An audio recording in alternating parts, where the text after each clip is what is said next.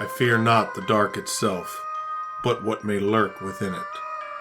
Welcome to Lurk, bringing you creepy, strange, and bone-chilling stories, with your host, Jamie Jackson.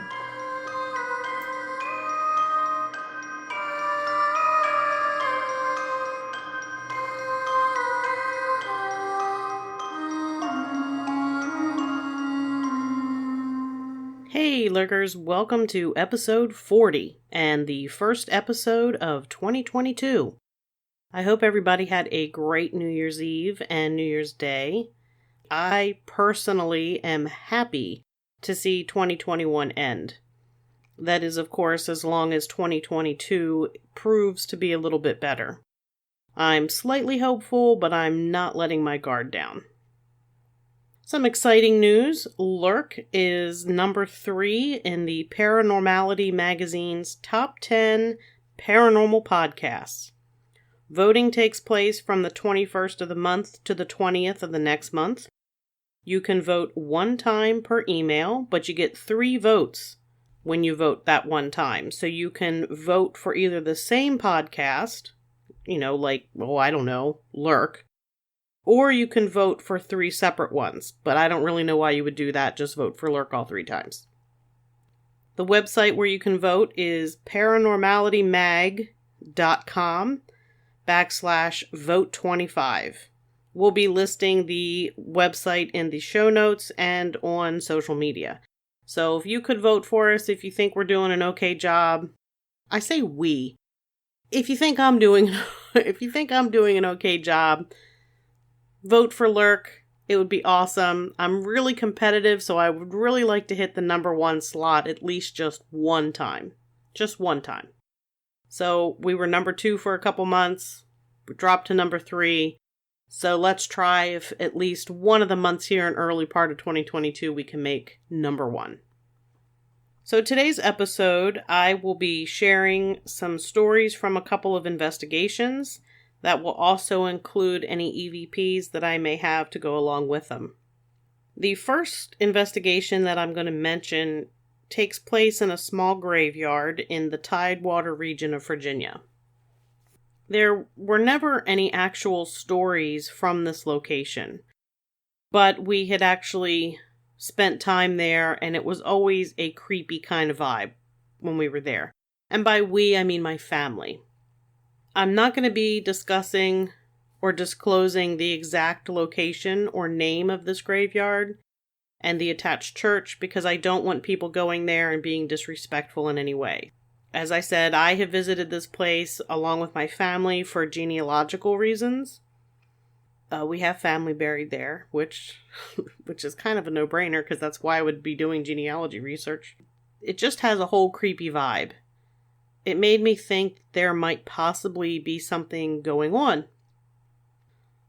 We did some investigations, and I did write to the pastor at one point. I emailed them to get information about the church. As far as the church history, the land was deeded to the church in 1838.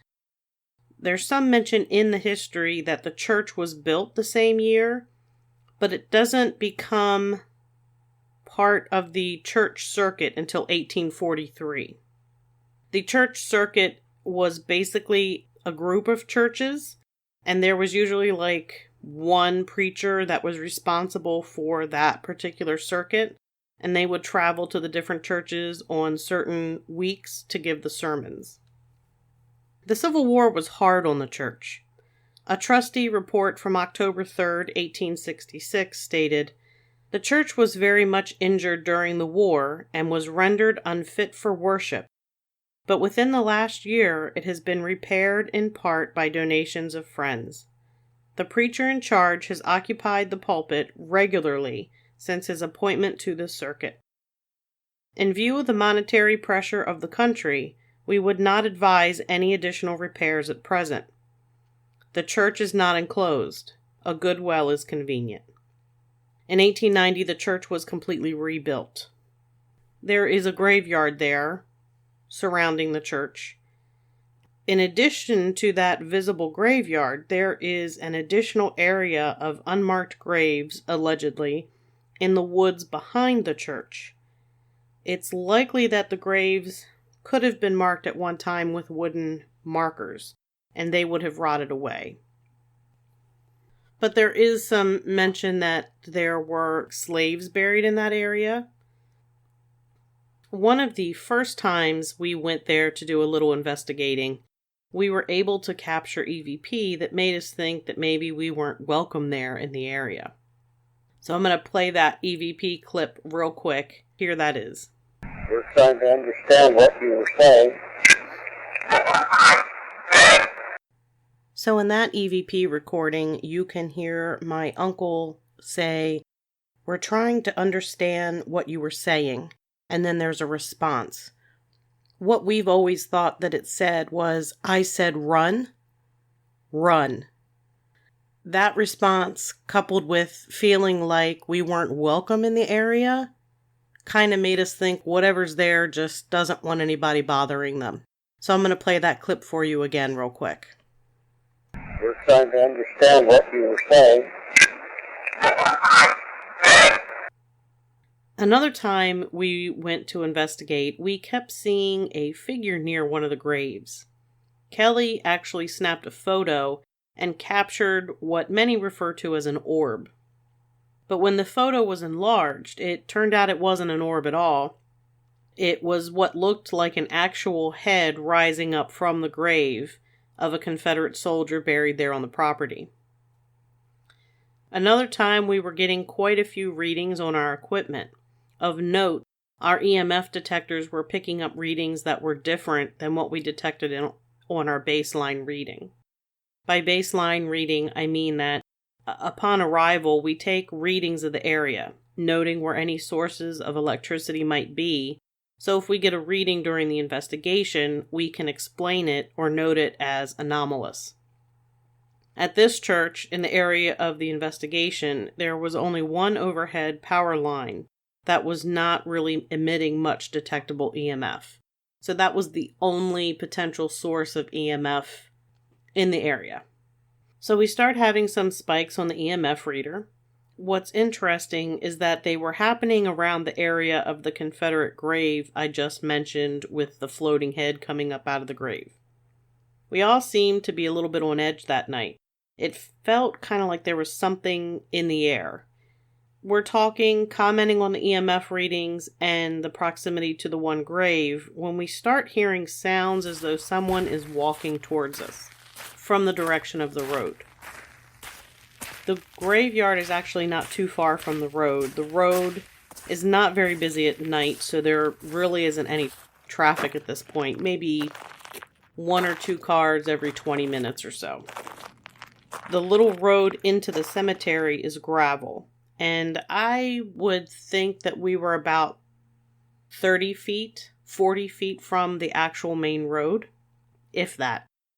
The only light that's there is the dusk to dawn light that's located on the back of the church. We were standing on the side of the church. So we hear what sounds like someone walking towards us on the gravel from the direction of the road. We immediately assume someone's coming to see what we're up to and make sure we aren't desecrating graves or something. Our cover story every time we're investigating here is that we are doing genealogy research while we're in town. This isn't a lie, since our great-great-grandmother and our great-great-great-grandmother are both about 10 feet away from where we're standing. I don't even know if they're 10 feet away. Technically, rumor is that we might have even been standing on our 3 times great-grandmother at the time. Either way, we always say that when we get there. Okay, if anybody shows up, we're here doing genealogy research, and we're heading home early in the morning, so we had to come at night. That's what we plan it out every time we're there. So just in case, nobody's ever stopped, questioned us, called the cops, anything. So we're expecting to see an actual person show up at any moment, but there's absolutely nobody there. That's when I think I see something standing behind my car and snap a photo. Everybody was uneasy. I believe it was myself, my mom, my cousin Kelly. We're uneasy. We decide to head back to the house. So we're back at the house, and I pull the photos that I took up on the television. And the last photo, the one of the car, there's this black silhouette of a man standing behind it. Even safely in the house, we were all pretty freaked out about it. Sometime later, I received an email from a woman who lived in the house next to the graveyard. I had posted information about the investigation, though again, I did not include any information on anything specific as far as location. And this woman was pretty convinced she knew it was this particular church, because she lives next to it and her house is haunted. She said that she and members of the family often saw shadowy forms and heard strange noises in the house, and on occasion they experienced some poltergeist-like activity, where the cabinet doors would all be open or objects would be moved around. I unfortunately never had the opportunity to investigate the home before these people moved. There's a lot there that would keep some people restless. The unmarked graves in the woods, buried in underbrush and forgotten, and the fact that there might be at least one grave unmarked and under the gravel road. I know if I had cars driving over me, I wouldn't be at rest. I'd be a little ticked. So that's just a little bit about that one location. There may be more. We'll probably be back there investigating in the near future, and if anything interesting happens, I will be sure to share it. Possible little bonus episode. Now I'm going to go ahead and jump to Gettysburg and an investigation of a fraternity house in the area. I can't share too many details about location or specific fraternity information because of private fraternity secrets. When I did this investigation, I asked if I would be allowed to use if I would be allowed to use it on a website or use the photos or the EVPs, and I was given permission to do that, but only if I did not include identifying information. They didn't want anybody, they don't want people showing up on the front lawn taking pictures. It's a frat house. They don't need that. So this house was built in 1919 on top of what is believed to be an area of the battlefield. Now, this really isn't saying much, because most of the entire town and much of the surrounding area was battlefield. It was a large residence, and at first it was the only house on the street. In 1924, it was sold and became a fraternity house. There was an ownership change sometime around World War II before turning back into the frat house. 1997 to 2001, the house was used for honors housing when the fraternity lost its charter. Then it went back to being a frat house again when the charter was reinstated in 2001. There was some information that at some point, most likely sometime between World War II and when it became the frat house again, it served as a sorority house. It's important to note that within the history, in 1955, the house was renovated. It was expanded in order to have two wings. There was an old wing and the new wing that they added. So I was contacted by a member of the fraternity. I'm going to call him Brett. Sometime around the end of February, beginning of March in 2008. He had been experiencing some paranormal activity personally in the building, and also uncovered others who were experiencing it as well. He and the president of the fraternity wanted to get it checked out. Brett shared several different stories about experiences he and other members had witnessed in the house. During the end of November 2007, several individuals were placed in rooms in the upstairs of the house. The lights were out in each room, as well as in the hallway outside of the rooms. This was all in the area that was the old wing and the original area of the house. Brett said the newer wing didn't have much activity at all. So there are people in the rooms, lights are out, and Brett and another fraternity member are seated outside the rooms in the hallway.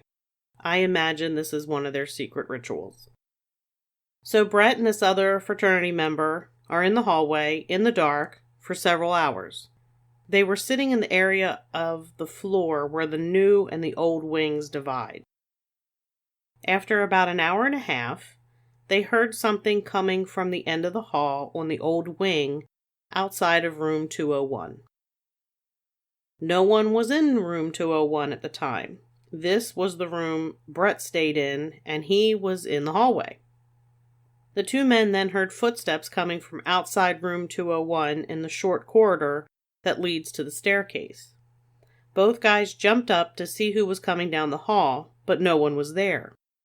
So they sat back down, and at some point during their vigil, Brett's companion left, and he was replaced by another fraternity member. An hour later, Brett and the new guy hear a door to one of the rooms creak open. So they immediately believe that somebody must be exiting one of the rooms, and they're not supposed to, I am assuming. That this is part of the ritual, that they stay in the dark in the rooms until they're let out. So they believe, based on the direction of the sound, that it was coming from the area of rooms 202 to 204. So they jump up to go see who would open the door. They go check the rooms, and they find all of the doors are closed, and all of the fraternity members are seated the way they were placed in the room to begin with. No one had opened the door. The staircase near room 201, where the footsteps were heard, is connected to the library, or rather, the library is located just off the staircase. There was someone in the library during all of this, and he reported hearing weird stuff from the stairs during the same time Brett and his companions were hearing the footsteps and door opening. A week later, Brett is in the house alone. He's in his room, room 201, and he hears footsteps on the stairs. He just tries to ignore them, thinking maybe someone else had returned, even though not too many people use that particular staircase. Brett told me that up to this point, none of the activity experienced entered the rooms or had been destructive. Brett also stated that he never really believed in the paranormal or had any paranormal experiences before living in the fraternity house. He began asking around to see who else might have had strange things going on. He learns that there were 2 members who stayed in the house over the summer who had heard, quote, some weird crap that could not be explained on more than one occasion. So there's another night that Brett is there in the house alone, in his room, again, room 201, and I keep repeating the room number because his room becomes important, or the history of his room is important. It's about 12:30 a.m. His room is a small single room, and he has what is called a loft bed. Usually there's like a desk area underneath, and the bed is above, kind of like bunk beds, but without the bottom bunk. He's in bed, trying to get some sleep, and his bedroom door opens. Brett gets up, closes the door, lays back down. Suddenly, while he's laying there, there's this strange white strobe light type light filling the room.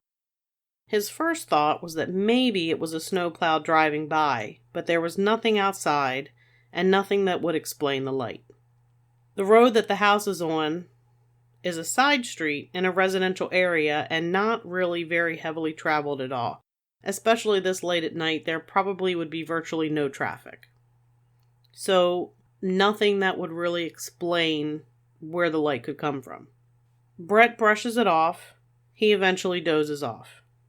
About 5 to 10 minutes later, he wakes up to his entire bed shaking and feeling like something was pushing him towards the wall. He jumps up, turns on the lights, leaves the room. He ended up sleeping downstairs on the couch that night. In hindsight, he mentioned that the weekend before, he had been partying and had had too much to drink. I know that's a total surprise in a fraternity house because they don't really drink at all there. While he was heading down the staircase, he smacks the wall with his hand and says something like, "F you, ghosts." He realized pretty quick how stupid that was. Taunting spirits is not a smart idea. I really cannot stand when some so-called paranormal investigators resort to taunting to try to get evidence. If you can't count on your skill and knowledge to try to get some evidence, you probably shouldn't bother investigating. That's my personal opinion. I have witnessed what happens when somebody taunts spirits. You get knocked on your butt. And I personally feel that it is rude and disrespectful. If you wouldn't do it to somebody who's alive, don't do it to somebody who's dead. That's just kind of how I roll with investigations. So, he had this experience where his bed's shaking. He feels like something's pushing him towards the wall. Brett also mentioned that the attic has been condemned and closed off. Residents sometimes hear scratching noises coming from the ceiling area of their rooms from time to time. Most have the assumption that it's some sort of rodent nesting up in the attic somewhere. But they called in exterminators, and each time the exterminators have come in, they haven't found any rodents or any evidence of rodents. Personally, I kind of chalk this one up to rodents. It's an old house built in 1919. It's got a condemned attic. And I kind of feel like there's probably something in the ceiling. Maybe it's ghosts. Maybe it's ghost mice. I don't know. As I mentioned earlier, I believe. Anyway, Brett isn't the only person who has had some experiences. There's a member named Brad who had the light in his bedroom turn off and on at night. And this was witnessed by a second person as well. Another guy named John heard voices coming from the stairwell and footsteps coming from the upper floors during winter break. He said it definitely felt like something was there. It scared him to the point he slept with the lights on and the door locked at all times. He thought the upstairs was creepy and he wouldn't go up there. His room was located on the first floor. Another person remembered a time when a bottle was flung off the bar into the wall and smashing. No one was around it when it happened. Banging noises had been heard in the area of the stairwell when no one was in the area. During one of the fraternity's rituals, individuals took shots of vodka in the bar room with the lights out and placed the glass bottle on the bar. The bottle slid all the way down the bar without anyone touching it. The drinking ritual wasn't ever performed again. Brett said there are 3 other times he woke up to his bed shaking, and he also heard, at the same time, the sound of kids laughing. There is nothing creepier than that. Creepy, creepy, creepy. So, each time that Brett had the bed shake and he heard the kids laughing, he left his room and he ended up sleeping on the couch each one of those times as well. We did the investigation mid-March 2008. I went into the investigation with the assumption that this was going to be another case of Civil War hauntings. The house was built on the battlefield, or at the very least, it was mere feet from the battlefield. And this investigation also taught me not to make assumptions. We didn't get any photographic evidence during the investigation, though that really isn't very surprising because photos are really hard to come by. Upon conducting our walkthrough, we noticed that there was a high EMF reading throughout the areas of the investigation. What was rather odd was that it was like a column of high EMF that ran from a second floor bedroom down through the library and continued down to the basement floor. There should have been no high readings from the floor of the basement as it was concrete and had absolutely no electrical wires running through it. Also note that the areas in which this vortex, for lack of a better word, ran through were all rooms that were noted to be high in paranormal activity. The bedroom that I mentioned on the second floor is room 201, Brett's room, and the library. They have heard the noises that are the footsteps that are going on the second floor, the staircase, and of course down in the basement, which is where they have a lot of their rituals and their bar. As I said, we didn't have many positive photos, but we did obtain EVP recordings. While conducting EVP sessions, we were getting positive responses to the question of being female. Late in the investigation, Brett remembered that there was a small memorial plaque in the courtyard that was dedicated to one of the house mothers that lived in the fraternity house in the 1940s. This information fit most of the responses we were getting.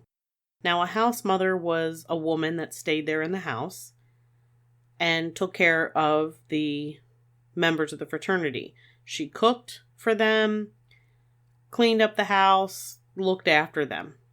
They don't have house mothers anymore. So the spirit did not seem to be very happy with the type of rituals the fraternity performed during the initiation. This explains the heightened activity during the lights out ritual mentioned in the beginning, as well as the drinking ritual, where the glass bottle slid down the bar. The ghost was successful in stopping the drinking ritual because sliding a glass bottle of vodka down a bar and smashing glasses into the wall are pretty effective ways to stop somebody from drinking if you're a ghost. Not so much if you're alive, but if you're a ghost and they can't see you, that's going to stop it. It did. While conducting the investigation, we learned that the staircase that is mentioned in so many of the experiences at one time went all the way to the attic before it was condemned. Of interesting note, Brett's room was once part of the staircase, and it was the entrance to the attic, where at one time other bedrooms were located. Brett's room was not added until the attic was condemned for habitation. After being condemned for habitation, they moved the attic entrance and converted the old one into a new bedroom. Chances are there are some residual hauntings going on with some of the footsteps and door noises. Probably some very confused ghosts that are trying to get to the attic by way of the staircase, and they keep confronting Brett there in his bedroom, trying to figure out what the heck's going on.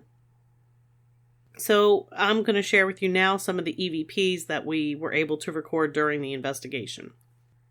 The first one that I'm going to play, there was a question about whether or not the spirit was male or female. There's a response that seems to indicate female, and there was a question about whether or not they lived in the house, and there seemed to be a response that they had. So let me go ahead and play that for you. Speaking with in the other room. Are you male? Are you female? Did you live in this house? Were you here during the Battle of Gettysburg? Are you the person who likes to open and close the door in this room? Again, not super clear. It's just the fact that there were responses during that part of the question. So I'm going to go ahead and play it again. Speaking with in the other room. Are you male? Are you female? Did you live in this house? Were you here during the Battle of Gettysburg? Are you the person who likes to open and close the door in this room? All right, this next one, there was a question about whether or not they were confused by the bedroom, and the bedroom being Brett's bedroom, bedroom 201, there at the top of the stairs. Can I speak with the person who likes to go in the room at the top of the stairs that used to be part of the stairwell? Are you confused by the bedroom that's at the top of the stairs? Again, not super clear. Can't really make out anything, but I'm going to go ahead and play that again. Can I speak with the person who likes to go in the room at the top of the stairs that used to be part of the stairwell? Are you confused by the bedroom that's at the top of the stairs? This one, when I was listening to it in preparation for this episode, I actually determined, because I'm listening with headphones. When I am recording, I have a fancy set of headphones, so I look the part. I realized that there was a relatively clear response in this particular EVP. So we asked a question about whether or not the spirit was happy with the ritual. So when we asked that question, there may be some things before that, but when we asked that question, listen closely to what it says. say about the ritual that I cut you off? Are you male? Or are you female? Do you not like the ritual that they perform here? What I believed it said was either keep them out or get them out after that question about being happy with the rituals. So let me go ahead and play that again, and you'll hear it because I told you that's what it says, but I'm going to play it for you again. Is there something that you want to say about the ritual that I cut you off? Are you male? Or are you female? Do you not like the ritual that they perform here? This EVP, we were standing out at the plaque in the courtyard. This was after we realized. And we asked the question if they wished that more attention was paid to the plaque in the backyard. And then we also asked it to tell us the name again. You can't really make anything out. There's just responses after these questions. Do you wish more people paid attention to the plaque that's in the backyard in your honor?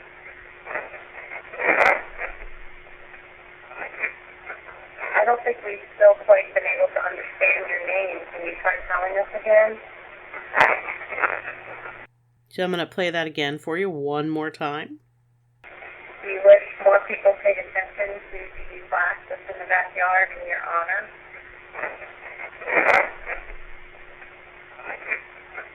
I don't think we've still quite been able to understand your name. Can you try telling us again? All right, we have 2 more EVPs with this particular investigation. This one was a clear one. The question was asked if, are you the one who likes to open and close the door down here in the basement area? There's a door that would open and close. And so I'm going to play that for you now. Are you the one who likes to open and close the door down here? So the response here is, yeah. I'm going to play it for you again. Are you the one who likes to open and close the door down here? And this is the last EVP for this particular investigation. We were recording, not asking any questions, just had the recorder recording, which I do often. Sometimes I don't ask any questions, I just let it sit somewhere and record for a few minutes to see what I might get. In this one, it actually sounds... Well, let me play it for you first. So here's that recording.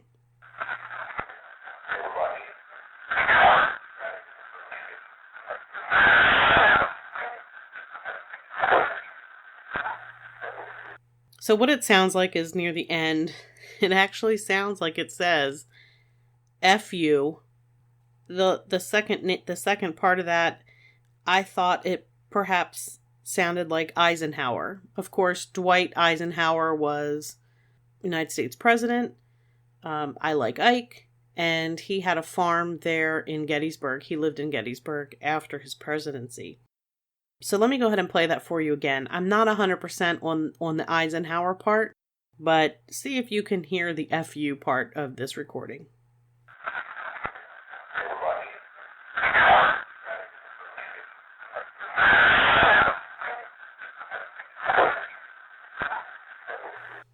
So I have one more quick little story to share about another investigation in Gettysburg. This one took place during one of our regular Saturday night trips to the battlefield. I think I might have mentioned these before, probably in episode 21, that on Saturdays, there was a group of us that met for dinner. We went out on the battlefield investigating, and then we would go for ice cream and debriefing at the Lincoln Diner around midnight. Basically, it was a lot of eating with a little bit of ghost hunting. That's kind of what we used to say. I really, really miss that. Just on a note, the Gettysburg battlefield now closes at dusk, so there is no more hanging out on the battlefield until 10 p.m. This particular story happened in Spangler Spring, which always seems like an active location.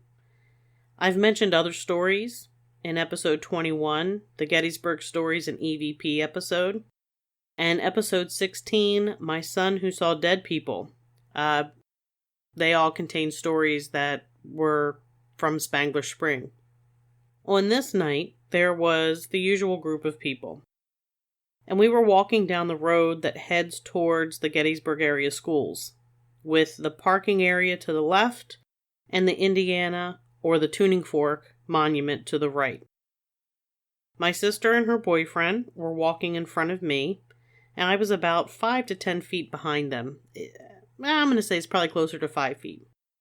And then there were some people behind me. It's not totally dark yet. It's dusk, so there's still some light to see by. My sister had long hair, and she had it up in a bun, held in place with a scrunchie. So basically, if you're familiar or not, usually girls take their hair like they're going to make a ponytail. They coil it around to make the bun and then put the scrunchie in place to hold it in place. That's important. As we're walking, I see my sister's hair start to fall out of the bun. But as I watched, her hair uncurled from the bun.